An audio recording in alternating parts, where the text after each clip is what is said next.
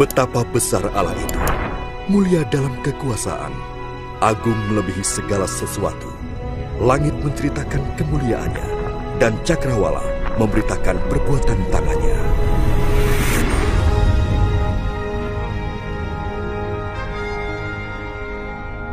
Hari lepas hari, mereka terus menceritakannya, dan malam lepas malam mereka memberitakannya. Allah menciptakan langit dan bumi.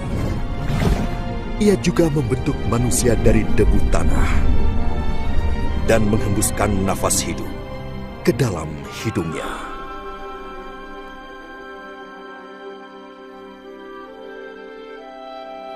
Allah Maha Pengasih menciptakan laki-laki dan perempuan menurut gambarnya, agar ia dapat memiliki hubungan dengan manusia.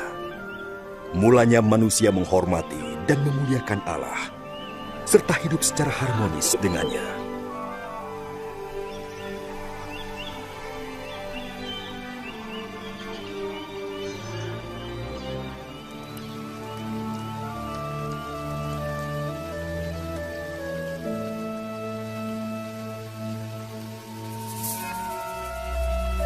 Sampai pada suatu hari, iblis mencobai perempuan itu untuk makan buah terlarang.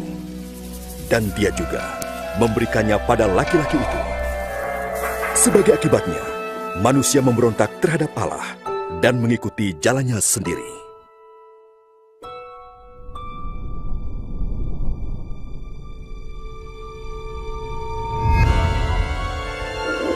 Sebagai upah dosanya ini, manusia terpisah dari Allah dan diusir keluar Taman Eden. Tetapi Allah tetap mengasihi manusia. Ia tidak ingin dipisahkan dari ciptaannya. Namun bagaimanakah Allah menjadi kudus dan sumber keadilan yang sempurna jikalau Ia tidak menghukum dosa? Di dalam kitab sucinya, Allah menyatakan rencananya untuk menyelamatkan dunia dari hukuman. Kitab suci memberitahukan tentang seseorang yang telah datang dan menjadi kurban yang sempurna untuk semua dosa manusia. Sebagaimana domba jantan menggantikan anak Abraham, demikian pula Ia yang datang ini menggantikan manusia sehingga dosanya diampuni. Banyak orang menyebutnya Al-Masih. Ia datang untuk mendamaikan manusia dengan Allah, sekali untuk selama-lamanya.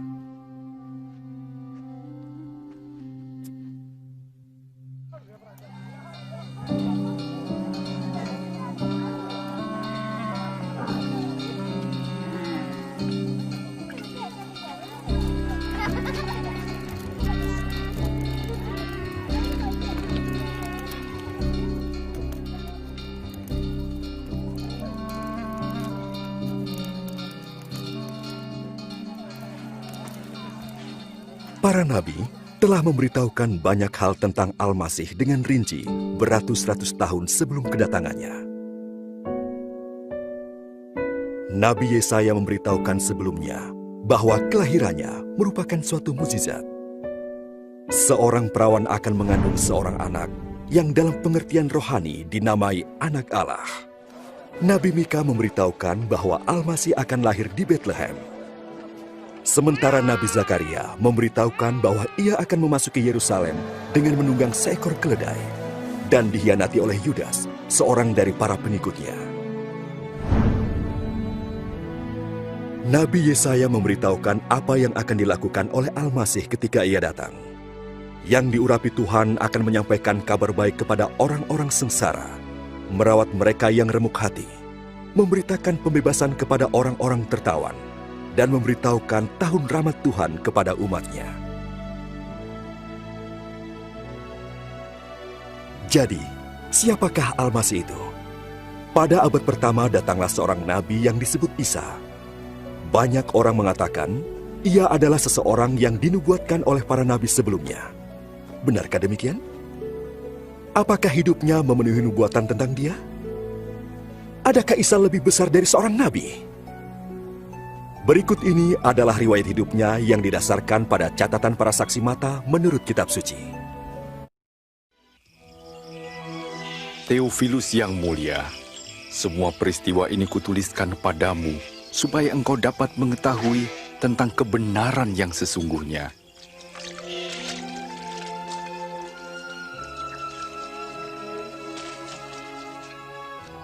Pada zaman pemerintahan Kaisar Agustus, Raja Agung di Roma, dan Herodes Raja Yudea, Allah mengutus malaikat Gabriel menemui Maria, seorang anak dara di Nazaret.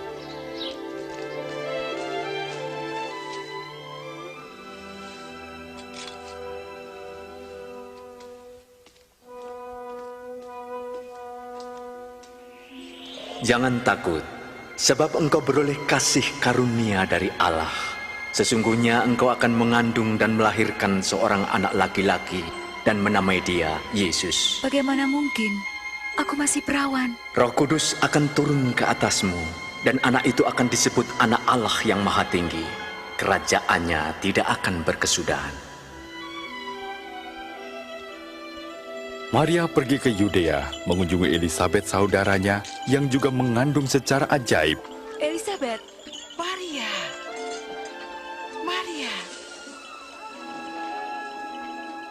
Diberkatilah engkau di antara semua perempuan dan juga buah kandunganmu.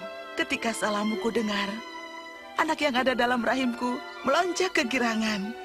jiwaku memuliakan Tuhan, dan hatiku bergembira karena Allah Tuhanku. Segala keturunan akan menyebut aku berbahagia.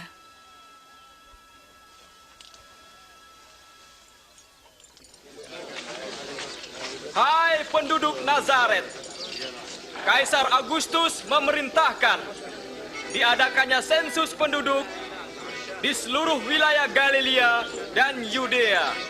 Setiap orang harus mendaftarkan diri, masing-masing di tempat kelahirannya.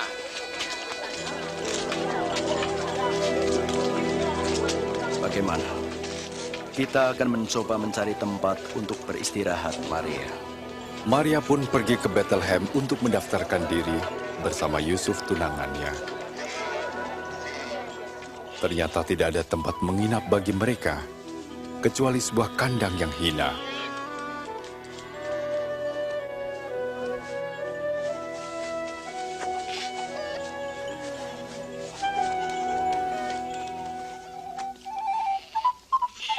Di daerah itu ada gembala yang menjaga kawanan ternak. Tiba-tiba malaikat Tuhan berdiri dekat mereka, dan kemuliaan Tuhan bersinar atas mereka. Hari ini telah lahir bagimu Juru Selamat, yaitu Kristus Tuhan di kota Daud.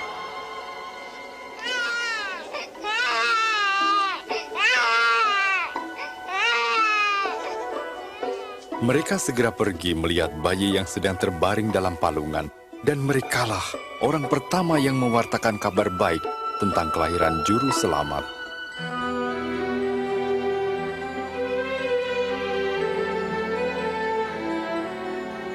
Ketika genap 8 hari, bayi itu disunat dan diberi nama Yesus. Yusuf dan Maria membawanya ke Yerusalem untuk diserahkan kepada Tuhan. Di sana ada Simeon, seorang yang baik dan saleh, yang telah menerima janji bahwa ia tidak akan mati sebelum melihat Kristus. Tuhan, biarlah hamba-Mu ini pergi dalam damai sejahtera-Mu.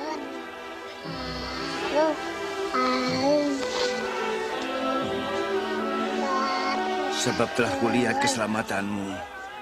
Dia ini telah dipilih oleh Allah. Tuhan memberkati.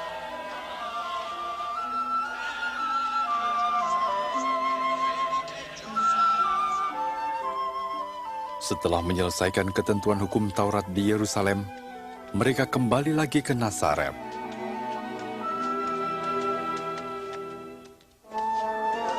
Waktu Yesus berumur 12 tahun, Yusuf dan Maria membawanya lagi ke Yerusalem pada hari Paskah. Namun waktu pulang, Yesus tertinggal di Bait Allah.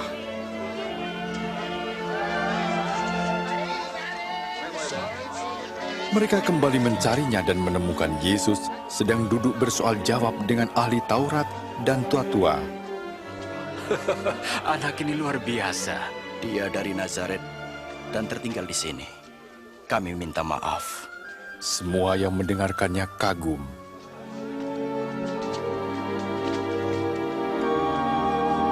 Anakku, mengapa kau berbuat seperti ini?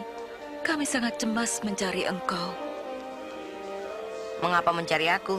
Tidakkah kamu tahu bahwa aku harus ada di rumah bapakku?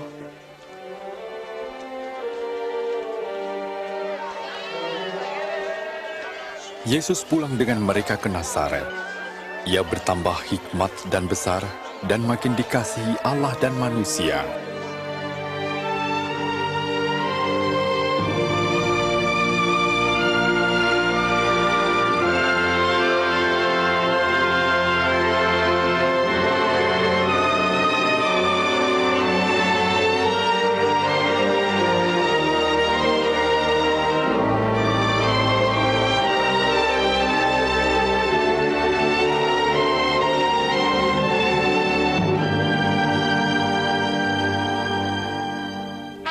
Pada tahun ke-15 pemerintahan Raja Agung Tiberius, Pontius Pilatus menjadi gubernur Yudea dan Herodes menjadi Raja Galilea, Hanas dan Kayafas menjadi imam besar.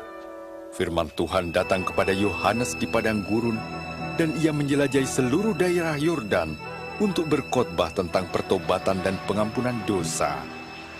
Bertobatlah kamu, dan berilah dirimu dibaptis, maka Allah akan mengampuni dosamu. Seperti tertulis dalam kitab Nabi Yesaya. Ada suara yang berseru di padang gurun, persiapkanlah jalan untuk Tuhan. Luruskanlah jalan baginya. Setiap lembah akan ditimbun, dan setiap bukit menjadi rata. Jalan yang berliku diluruskan, jalan yang berlekuk diratakan, dan semua orang akan melihat keselamatan Allah. Apa yang harus kami perbuat? Ya, apa yang harus kami Kamu lakukan? keturunan ular beludak. Apa yang harus kami lakukan? Tunjukkan kami jalan untuk kembali. Siapa yang mempunyai 2 helai baju harus memberikan 1 pada orang yang tidak punya. Dan siapa punya makanan harus membagikannya. Guru, kami ini penagih pajak. Bagaimana dengan kami? Jangan menagih lebih dari seharusnya. Bagaimana dengan kami? Apa yang harus kami perbuat? Jangan mengambil uang orang dengan paksa. Dan jangan juga kamu memeras mereka. Cukupkanlah dirimu dengan gajimu.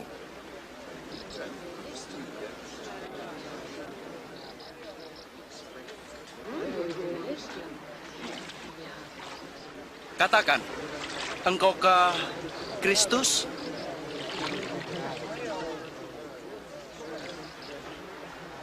Aku membaptis kamu dengan air. Tetapi yang lebih berkuasa daripadaku akan datang.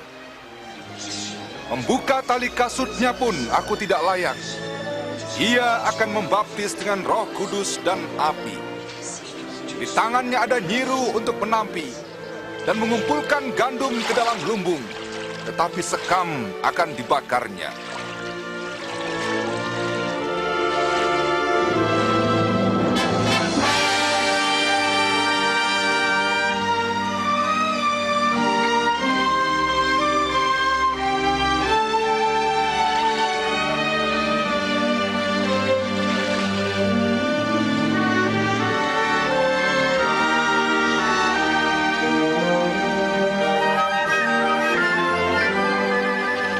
Kudus turun ke atas Yesus dalam rupa burung merpati.